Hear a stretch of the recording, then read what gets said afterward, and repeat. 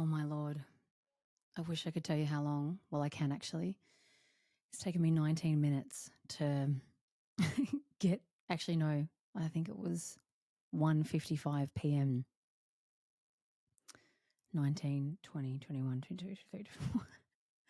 It's taken 24 minutes to get my laptop and my phone and my mics all sorted, needing to restart everything because I just didn't want to communicate. And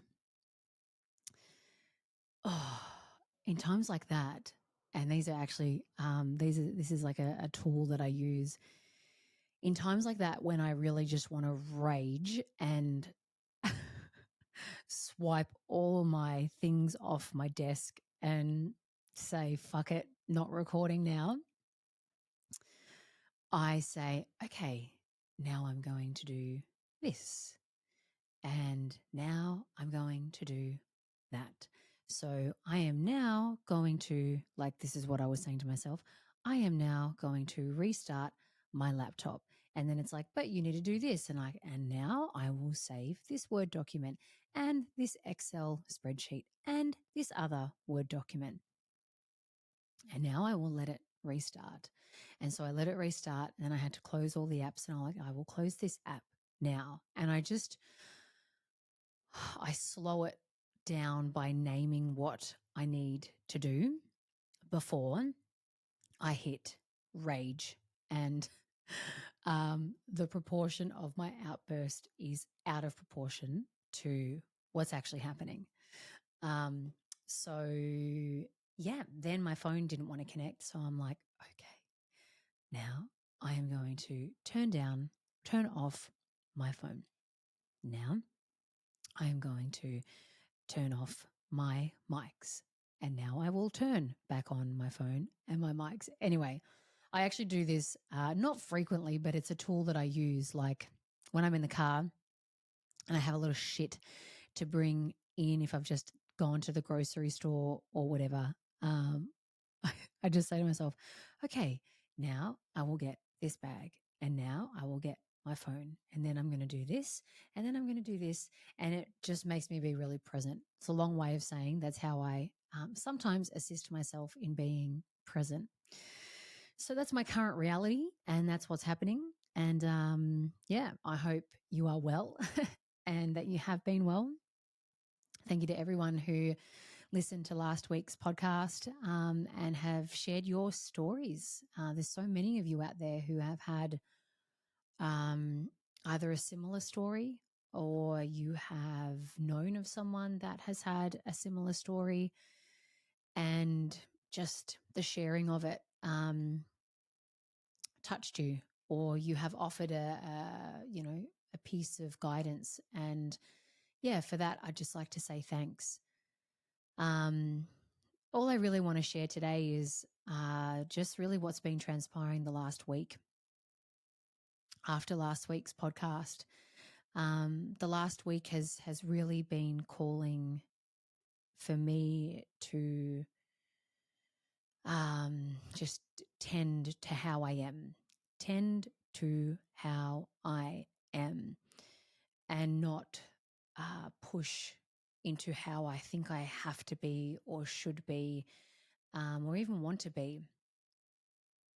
So I've been doing a bit of reading up on what can take place after a traumatic response, and typically typing in, sort of after effects of giving CPR to someone in the community.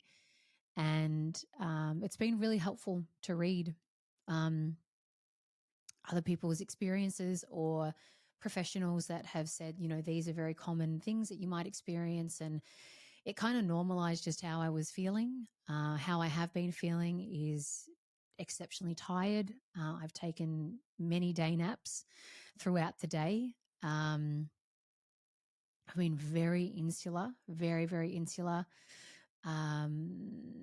Really just being mute when I can. I've expressed to my family when the girls came back and just said, hey, I just want you to know that this is sort of the state that I'm in. Please don't take it personally. Has nothing to do with you. I'm just processing. So I communicated that to my family. Felt really numb, but also very emotional, but unable to access emotions. I have lots of thoughts. I can hear a lot of thoughts going on in my head, but I don't know what the actual thoughts are.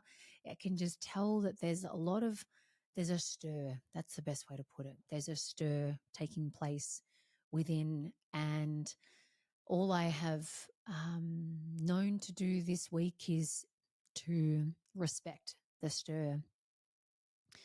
I had a beautiful call with my dear friend Pete Coles, who I have had on the podcast, and he is an incredible psychotherapist, transpersonal counselor. He's a dear friend of mine, but I also go to him when I need him for certain things. And so I reached out to him and just said, "Hey, I need you. I need to debrief."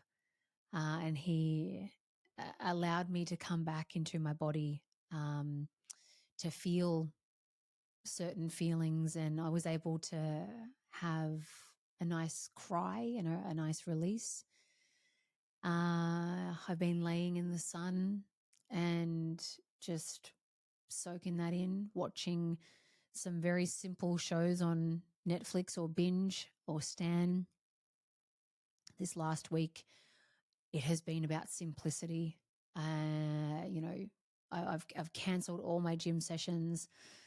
Nothing in me wants to do a burpee or a box jump or lift weights. I just know I need to nurture and I need to honor and listen to my body. I can hear my head saying, you got to do this and you got to do that. And you shouldn't be feeling this way. You're not allowed to feel this way. Everything's fine. You were an ex-nurse. Like, get the fuck on with it. And a lot of people have said that to me. They've said, you're an ex-nurse. Aren't you kind of used to this? And yeah, I was used to it. I haven't nursed for nearly 10 years. Yes, as a nurse, you go into work and you sort of expect things to go down. There's a resilience that builds when you're a nurse or a frontline worker, but you're not immune. You're not immune to fucking human feelings and your nervous system activating. But also the main difference that I've communicated to people who have said that is when I was a nurse and things like this took place, there was support. There were doctors, there were other nurses, there were blood pressure cuff machines. You could tell what the person's heart rate was. You could see what was going on with their blood pressure. And there was support pretty much immediately. But it's a very different experience when you're out in the open, and there's no crash cart like there is in the hospital. There's no other nurse. There's no other doctors. There's no code blue team coming in to relieve. There's no ICU available. It's literally you and a human life. And I would say that is what, at least I'm aware of right now, that is what I am processing and having a response to. And in this response, like I've said, my body has been so tired and I've just rested. I've had a constant headache. And so I have gone to see my chiropractor. And I have a body work, beautiful, intuitive healing massage booked for myself that I'm looking forward to. I've not really wanted to eat as much as I would usually eat, but I'm still eating very nourishing foods that, even though it might be less, it is still nourishing my body. I've contacted my acupuncturist. And yeah, I've just noticed what my body is saying, and I'm really listening and I'm really honoring. And then taking the necessary steps to support that. And really, that's how this week has been a week of tenderness, a week of reflection. But like I said, I don't know. I got no answers. I got no reflection. I got no clarity. And I ain't rushing for it. I think that when things like this can happen, or even just when you're on your own journey of evolution, we can rush to find meaning. And they talk about this in the 5 stages of grief, where they have added in a 6th stage, which is meaning, the lesson, the learning. And what they're actually finding is people are trying to skip the 5 stages of grief and go straight to meaning. And I can understand why. It's very difficult to hold space for big feelings, to know what feels right, good, true for you in that time. If you think you're just being a hypochondriac, if you think you're being a bit dramatic, and these are the thoughts I've definitely had. I'm like, oh my God, you're such a fucking drama queen. Calm down, just get on with it. You know, it was a good result, all of that. But something in me knows the wiser. Something in me knows that this is the response after a very intense event. And in that response, hold softly, tenderly, gently, and take care of what needs to be taken care of. And I know that right now, what needs to be taken care of for me personally is my body. My body. My nervous system will have been very activated, and cortisol will be, still probably releasing. And so my body requires love, time, touch, space, rest. And the meaning will come. I know it will come. It always does come. But if I spend now trying to find the meaning and bypass what's needed right now, I know I'm just going to put myself into a world of pain, or this response period is going to be dragging out longer than needed.